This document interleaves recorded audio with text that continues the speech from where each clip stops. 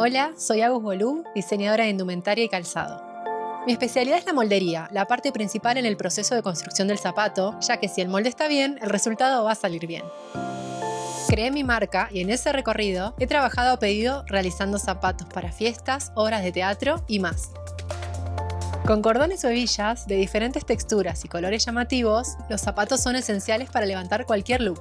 Y que aprendas a diseñarlos puede convertirse en tu próximo hobby, momento terapéutico, posible salida laboral o incluso en la aventura de tu vida.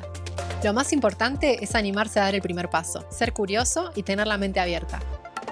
Uno de los calzados favoritos del mundo de la moda y la opción unisex por excelencia es el mocasín.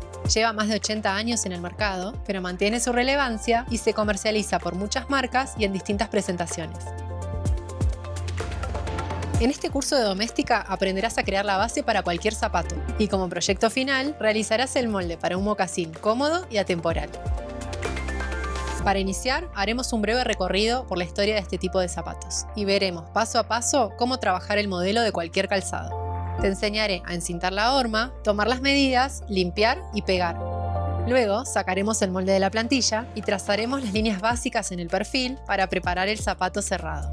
A partir de ahí le daremos forma al mocasín, diseñaremos el perfil de corte, trabajaremos en el forro y dibujaremos en una cartulina cada pieza y le daremos margen de costura.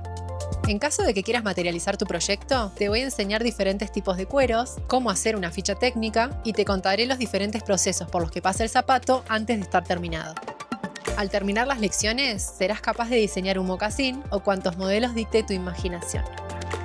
Para tomar el curso no necesitas conocimientos previos, pero sí contar con una horma de bailarina, cinta métrica, cartulinas, entre otros materiales. Domina las herramientas básicas para realizar la moldería de tus mocasines soñados.